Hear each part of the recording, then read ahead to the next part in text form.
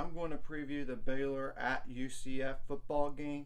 The game, as we all know, is going to be played September 30th, a Saturday, at 2:30 p.m. Central Time on FS1. And I'm going to mention this up front about the numbers for UCF. They're skewed big time. They only played one Power 5 opponent, and that was last week against Kansas State in the first game of the conference here. They played Kent State. They played Boise State. They played Villanova. I'm just making that clear right now on that. And they don't, and UCF will not have John Rice Plumlee. He's out for this game. There's a possibility that he could come back possibly next week or after the bye week. So I'm just going to let y'all know that right up front. And I will say for Baylor, like as we all know in the press conference, what David Aranda said on some players coming back potentially, like Jarrell Boykins at nose tackle, Trey Emery at nose tackle. Those two guys are the top two guys at that position. And yes, I know Trey Emery is young, but you get the point. You have more depth at that spot. Tevin Williams at cornerback, Reggie Bush at cornerback. Dominic Richardson, I know he played last game, but he wasn't 100%. Hopefully he's closer to there. And Blake Shapen could be back from this game, and we know Blake Shapen is day-to-day with that MCL, so I'm going to make that clear. And hopefully Blake does play. I mean, and that's the truth. And I know that doesn't mean anything in terms of blocking, but I'm just letting y'all know up front. First of all, UCF offensively runs a spread option offense. Like they have only allowed 6 tackles for loss and 2 sacks. They have 5 interceptions and 2 fumbles. They do average 260.3 rushing yards per game, 304.8 passing yards per game. Like time of possession, like 29 minutes, 29 seconds. Third down, 25 for 49. Fourth down, 4 for 7. 105 first downs, which includes like running, passing, and penalties. The 5 pass breakups and Sam quarterback hurries are 2 deep for the offensive line in terms of weight. 305.4 pounds. This is according to the website. When I look at ourlads.com and see the depth chart for UCF, then I go back to the roster and I calculate all the weight. I'm not going to even mention John Rice Plumlee in terms of as a player to watch because he's not going to play. I mean, I'm just making that. But instead, it'll be Timmy McClain. And ironically, he was at USF. He left because Gary Bohannon took the starting job away from him. I'm just telling the truth. He's number 9, like 6'1", inches tall, 6'1", 196 pounds as a sophomore, 37 completions out of 57 for 638 yards with 5 touchdowns and 1 interception. But he does have 23 rushing attempts for 80 yards. So he can run a little bit. And that's something. But the best 2 running backs on the team, and I'm going to just mention up front, they both have over 200 yards rushing. Easy. Johnny Richardson, number 0, 5'7", 107-pound running back. That's a senior. 39 rushing attempts, which is not a ton, but 289 yards. And he does have 5 receptions for 20 yards. R.J. Harvey, number 7, is a 5'8", 154 pounds. I don't know about that, but I'm going to double check. If nothing else, I'll readjust.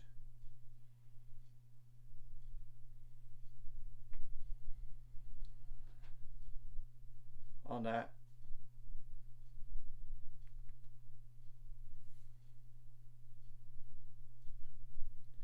52 rushing attempts for 283 yards with 5 touchdowns. He does have 7 receptions for 156 yards with 2 touchdowns. So he is a threat out of the backfield in terms of receiving.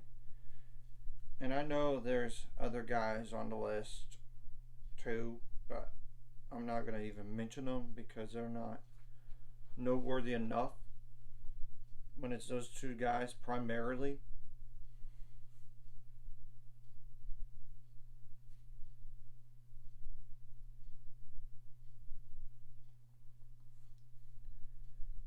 I want to just double check on RJ Harvey's weight first of all before moving on here.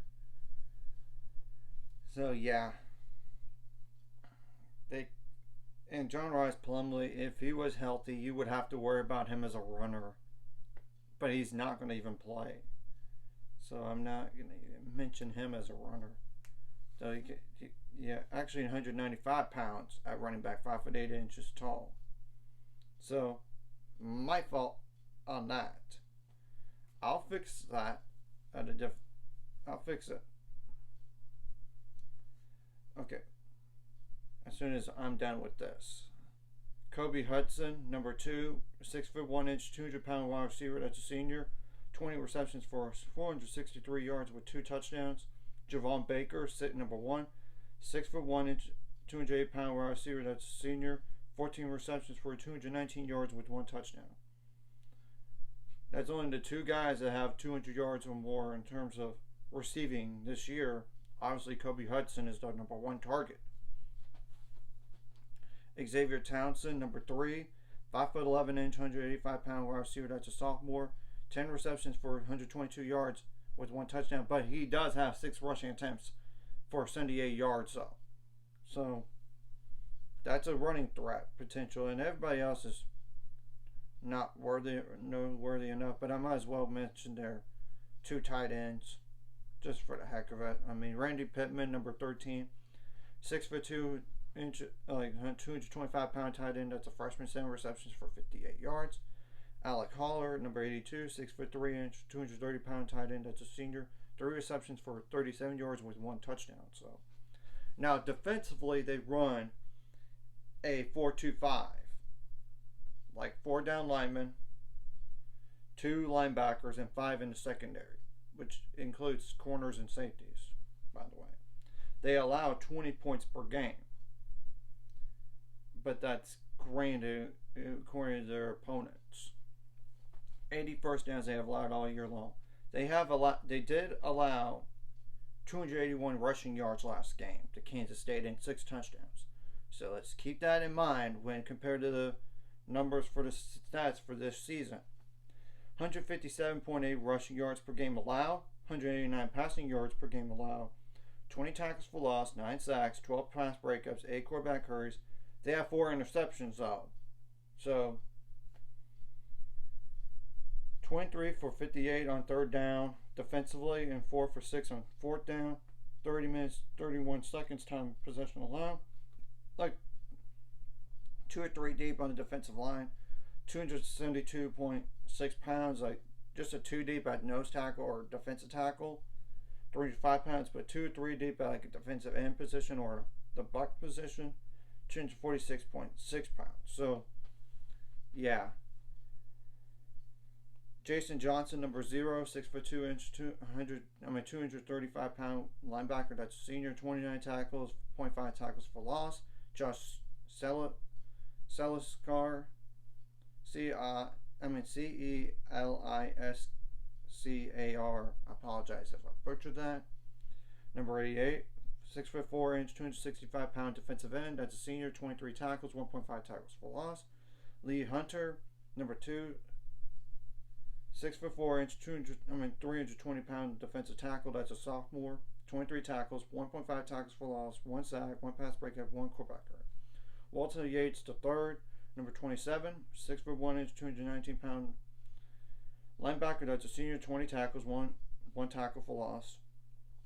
Now, Trayvon Morris Brash, number 3, 6'2", 245-pound defensive end.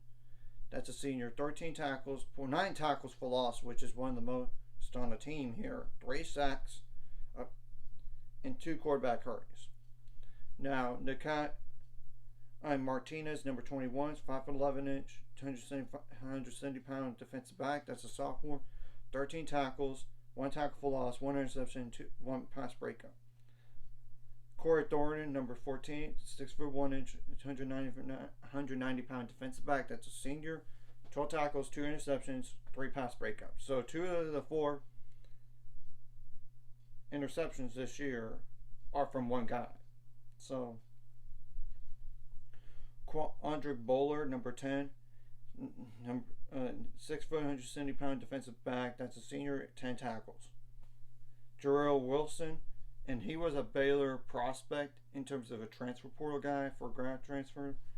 And he's on UCF, number 9, 6'3", 219-pound defensive back. That's a senior, 10 tackles, 1 pass breakup. Ryan Davis, number 17, 6'2", 230-pound linebacker. That's a senior, 9 tackles. John Walker, number 55, number 6'4" tall, 210 pounds, defensive tackle as a freshman. 9 tackles, 2 tackles for loss, 1 pass breakup, 1 quarterback hurt. DeJorn Mask, number 13, 6'1", 180-pound defensive back. That's senior, 7 tackles and 1 interception. Kervin Choute, Choute. I apologize on that name pronunciation. Number 40, 6'3" tall, 285 pounds as a defensive tackle. That's a junior. 7 tackles, 0.5 tackles for loss, 0.5 sacks. Jakari Henderson, number 1, 6 foot, 165-pound defensive back. That's a freshman. 7 tackles. That's it. William Wells, number 29, 6'2", 185-pound defensive back. That's a junior. 6 tackles. Ricky Barber, number 5, 6'3", 295-pound defensive tackle. That's a senior. 6 tackles, 1.5 tackles for loss, 1 sack, 1 quarterback hurry, and 1 pass breakup. I'm just going to leave it off right there. And if y'all want to check out more, it's in the description below, like I said in the beginning. Now, special teams wise, Colton Boomer is their kicker, number 35, 5'10", 175-pound kicker. That's a sophomore. 18 for 18 on extra points. 7 for 8 on field goals, but the only miss was like on 50 or longer, like 2 for 3 on 50 or more. 2 for 2 on 20 to 29, 1 for 1 on 30 to 39, 2 for 2 on 40 to 49. The longest 55 yards, by the way. Now, Mitch McCarthy is a punter and hasn't done a lot this year in terms of stats. I mean, number 40, 6 for 5 214-pound punter. That's a sophomore. 8 punts for 357 yards. In the long years, like 54 yards. 4.6 yards in terms of average. 3 of them have landed inside the 20-yard line, and 3 of them have been over 50 yards this year. So I'm just going to mention this up front about UCF, like I said in the beginning of the video here. Their numbers, in terms of team stuff, defensively is skewed. And I heard Brandon Marcello on 365 Sports yesterday, and he was concerned that the concern for the team is the run defense. Well, I mean, when you look at the numbers, it doesn't lie in terms of what happened in terms of the last game here.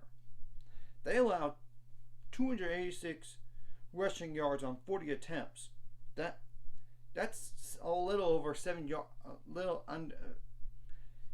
it's pretty close, like between 6 and 7.5 yards per carry. I mean, if it was 280 yards, it would have been 7 yards per carry. But you get, it's a little less. I'm going to just double check on that. So, yeah.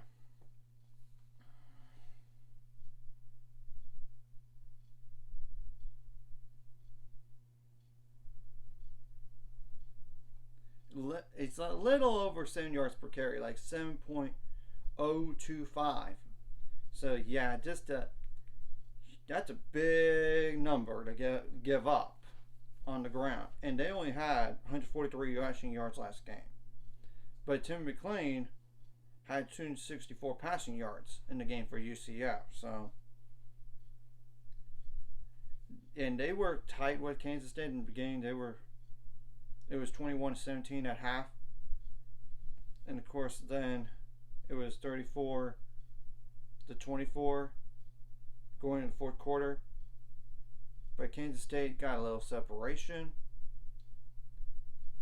and they won the game 44-31. But it was a lot. That touchdown was with less than a minute left and in garbage time, so it was not as close as it was implicated at the very end. It could have been easily a 20-point win for Kansas State. Let's just make that clear. And Kansas State had 255 passing yards, but they just did a lot of damage on the ground, as you could tell. So I would say this across the board for Baylor here. You have to limit your penalties. I mean, you got as much as possible, especially if you're in a red zone offensively. I would also say even defensively too, because you don't want penalties in the end zone, because that moves the ball to the 2-yard line. Of course, on offense, if you're backed up and you have a penalty in the end zone, like a holding, 2 points. You surely don't want to do that. Of course, you want to win the turnover battle, and you kind of did that against Texas, ironically, in that loss. But you didn't have enough points on turnovers. So I'm just saying that right now. You got to have more points on turnovers. If you do force turnovers, you got to have more points on turnovers. Of course, you want to limit your mistakes, and hopefully Blake Shapen does play. But if nothing else, go with Sawyer for a few drives and see how he does. Then decide, you know what? Let's get RJ Martinez in. Let's be clear. Sawyer, he's been off a little bit. I get it. Part of it's a new system and a familiarity with the wide receivers and the tight ends. I would also say part of the problem is offensive line. And another issue is he's been dealing with a bad ankle. He's still dealing with that ankle that he had, injury that he had against Utah in the second half. That's probably a problem too. So you get the point on that. And obviously, you gotta try to come out with more energy. And keep that energy all game long. Seriously. And you need to play with more desperation and more urgency. Because look, this is a game here. I know it sounds crazy, but it is winnable. Despite the road environment. I'm just telling the truth because, look, UCF is beatable. All you have to do, in my opinion, and I'm going to just say this right now about the offense. If the passing game could be you have to be better in terms of executing your shorter passes.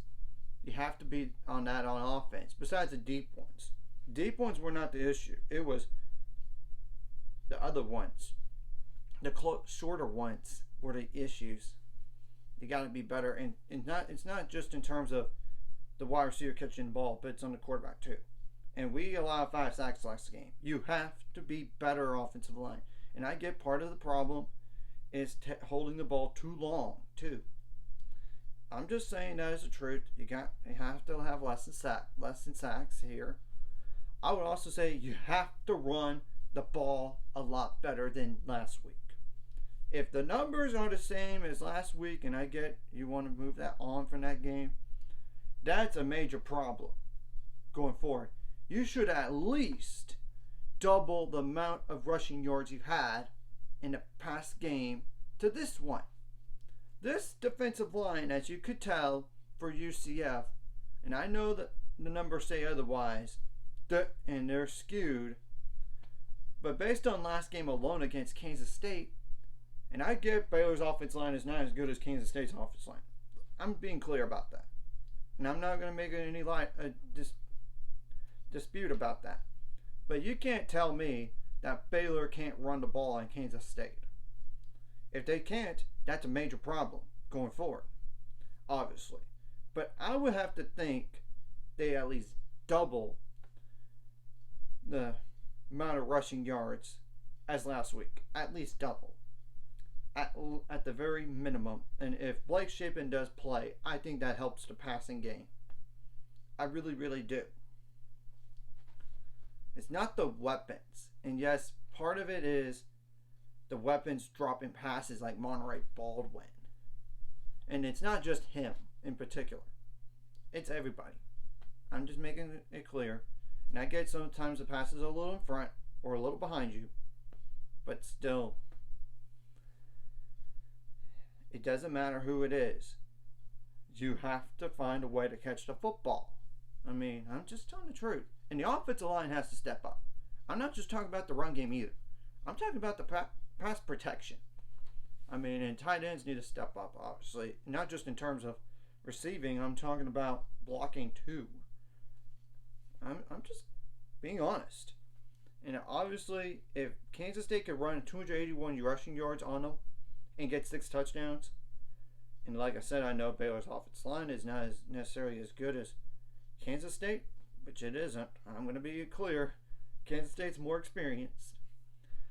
If you could run the ball over 200 yards in this game, that would really help. Especially if you could get that running game going, it would put a lot less pressure on you as an offense and put them on the back foot, because then you could try to do play action pass. I mean, you could try to do that instead of being thrown into, oh, we have to just play catch up. And obviously that's kind of what happened last week against Texas. If you couldn't get the run game going. I mean, and we had a good game against Utah, and Utah's one of the better defensive teams out there. And I get we didn't do so well against Texas.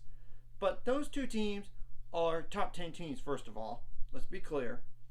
And they have solid defenses. If you could run on Utah, and I get and Texas is better than Utah, you should be able to be better against UCF. They're not even top 25 here. You should be able to run the ball, and based on the stats alone, based on the Kansas State game alone, I think you should be able to run the ball in this game. And I would take all the time you want offensively. And of course, you have to be better in the red zone.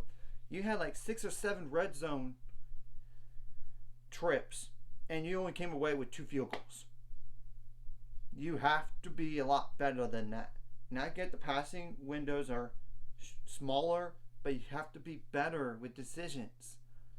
Obviously, you have to not commit penalties, like I said, and you got to execute your blocking when you get that close. I mean, now defensively, obviously, you need to find a way to contain Tim McClain. You got to be aware of his running ability a little bit. You have to limit your the explosive plays in as much as possible, and hopefully have some of those cornerbacks back this week would really help. It would, and especially those 2 nose tackles, that would help the middle of the defense when they're bigger than the other guys that we have played up to this point. And I'm just telling the truth. It's small. In terms of weight, it's not as big as Jarrell Boykins. He's like 330 or 320 to 330. You get the point. And Trey Emery's a bigger guy too, so that would really help. So I'm just telling the truth. And obviously, you have to be better. You got to win first and second down, both offensively and defensively. And I would try to make UCF in a 3rd and long situation as much as possible, and go after the quarterback and take him down a few times. I'm just telling the truth about that. Take him down. And obviously, you don't want to give up. You can't have a lot of missed tackles, and sometimes it happens. It happens like, but still, you gotta be better in tackling. And obviously, you don't want to get beat deep, but I also don't want to give them so much cushion underneath, unless it's like a 3rd and like 10, or definitely a 3rd and 20. You can back off and just try and just keep everything in front. in that situation. But you get the point on that. I mean, it's the truth. And honest in all this, and you don't want to get beat in the middle of the field in terms of not just a run, but in terms of the pass too. And you don't want to allow the best pass catchers for UCF to go off on you. Not really. And you got to be aware of the running, like that one running back that has a lot of running backs being a wide receiver threats too. Just be aware. So I'm just being brutally honest about this. And I get we have to. I already moved on from last game. I'm just talking about for the players' sake.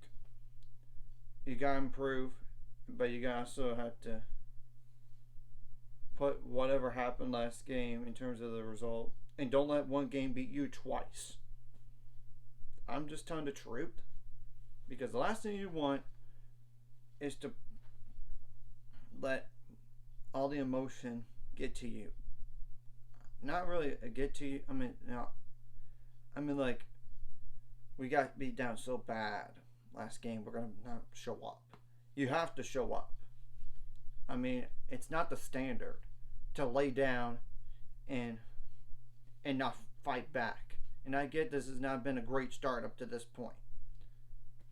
And I think things would have been a lot better.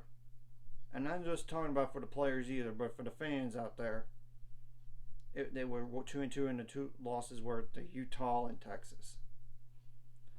But we nearly had Utah. But even if we would have beat Utah, we don't understand why we lost to Texas State. But Texas State might be better than we all thought, but still.